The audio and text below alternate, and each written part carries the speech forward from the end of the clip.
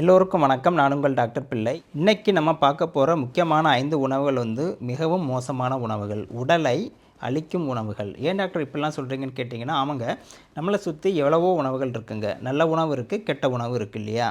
இன்றைக்கி நிறைய ஜங்க் ஃபுட்டுன்னு சொல்லக்கூடிய பல உணவுகளை நம்ம சாப்பிட்டு சாப்பிட்டு உடம்புல பல்வேறு விதமான வியாதிகள் வருது.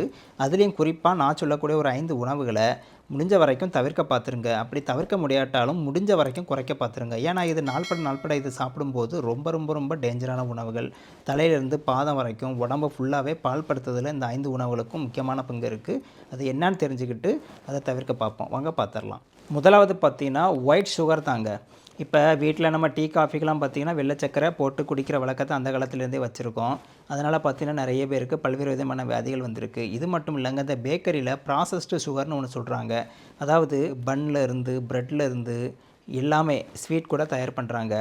இதனால் பலவிதமான பாதிப்பு. முதல்ல பார்த்திங்கன்னா டயபெட்டிஸ் சொல்லக்கூடிய சர்க்கரை நோய் வருது. ரெண்டாவது பார்த்திங்கன்னா உடல் பருமன் அதிகமாக வருது. மூணாவது பார்த்திங்கன்னா உங்களுக்கு இன்ஃப்ளமேஷன் சொல்லக்கூடிய உடம்பு ஃபுல்லாக வீக்கத்தை ஏற்படுத்தல பிரச்சனை வருது. நாலாவது பார்த்திங்கன்னா உங்களுக்கு ஸ்டொமக்கில் டைஜஷன் சம்மந்தமான பிரச்சனைகள் இந்த ஒயிட் சுகர் அதிகமாக எடுக்கனால வருது. எலும்பே பாதிக்கப்படுதுங்க. போன் டீஜெனரேஷன் ஆகக்கூடிய வாய்ப்பு இருக்குது.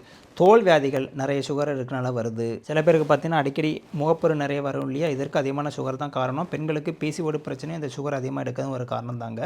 உடம்புல பாடி ஹீட்டு அதிகமாகுது சுகர்னால். ஆண்மை குறைவுக்கும் இந்த சுகருக்கும் சம்மந்தம் இருக்குன்னு கண்டுபிடிச்சிருக்காங்க. ரெண்டாவது மோசமான உணவு பார்த்திங்கன்னா ஆயில். வெறும் ஆயிலெலாம் இல்லைங்க, நீங்கள் பயப்பட தேவையில்லை. என்ன டாக்டர், சமையலே நாங்கள் ஆயிலை வச்சு தான் பண்ணுறோம், நீங்கள் ஆயில் சொல்லிட்டிங்கன்னா என்ன டாக்டர் பண்ணுறதுன்னு கேட்குறீங்களா? Refined oil. அந்த காலத்துலலாம் நம்ம ஊரில் செக்கில் ஆட்டினா நல்லெண்ணெய் கடலெண்ணெய் எல்லாம் யூஸ் பண்ணிகிட்டு இருந்தோம்ல, அது வரைக்கும் ஒரு பிரச்சனை இல்லை இல்லையா? தேங்காய் கெட்டதுன்னு சொல்லுவாங்க, ஆனால் தேங்காய் நல்லது, செக்கில் ஆட்டின தேங்காய். ரீஃபைண்ட் ஆயில்னு சொல்கிறது எந்த எண்ணெயாக இருந்தாலும் சரி, ஆலிவ் ஆயிலாக இருந்தாலும் சரி தான், பாம் ஆயிலாக இருந்தாலும் சரி தான், தேங்காய் கடலெண்ணெய் நல்லெண்ணெயாக இருந்தாலும் சரி தான், அது ரீஃபைண்ட் ஆயில்னு சொல்லிட்டு பெரிய பெரிய பிராண்ட் விற்கிறாங்க இல்லையா? அதாவது சுத்திகரிக்கப்பட்ட ஆயில். இது என்னென்னா ஒரு ஸ்மோக் பாயிண்ட் சொல்லுவாங்க. பயங்கரமாக அதை கொதிக்க வச்சு அப்படி தான் ரீஃபைண்ட் ஆயில் உருவாக்குறாங்க, அப்போ தான் கெடாமல் இருக்கும் அப்படின்னு. ஆனால் இதில் உள்ள சத்துக்கள் எல்லாம் போயிடுது. இதில் உள்ள டாக்ஸின் எல்லாம் ரிலீஸ் ஆகி உங்களுக்கு பலவிதமான பிரச்சனைகளை ஏற்படுத்துது. அல்சர், கேன்சர், உங்களுக்கு முடி நரைக்கிறது, முட்டி வலி சம்மந்தமான வாத பிரச்சனைகள் எல்லாமே இதனால் வர வாய்ப்பு இருக்குது. மூணாவது பார்த்திங்கன்னா சால்ட்டி ப்ராடக்ட்ஸ் தாங்க. இப்போ வீட்டில் சமையலுக்கு உப்பு வச்சு நம்ம கொஞ்சம் கொஞ்சம் பயன்படுத்துகிறோம் இல்லையா? அதுவே கொஞ்சம் ஜாஸ்தி போடக்கூடாது. ஆனால் இந்த பாக்கெட் ஃபுட்டு இதெல்லாம் பார்த்திங்கன்னா பலவிதமான உப்புக்கள் நிறைந்த ஃபுட்டாக தான் இருக்குது.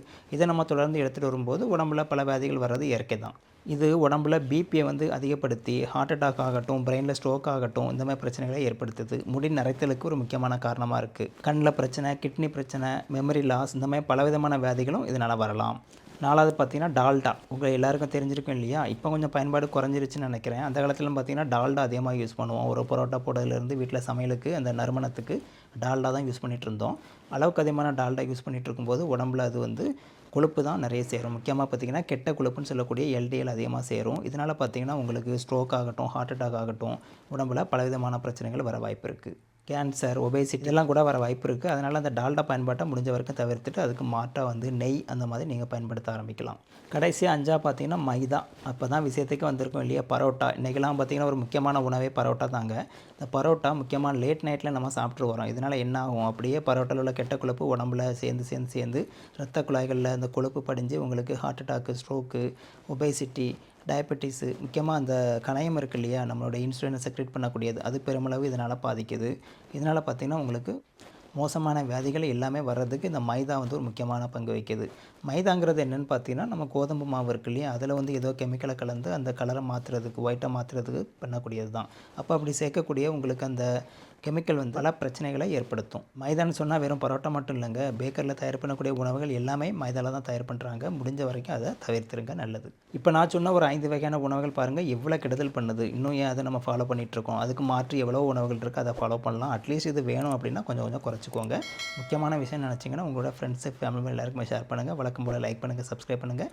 மீண்டும் அடுத்த வீடியோவில் சந்திக்கலாம். நன்றி, வணக்கம்.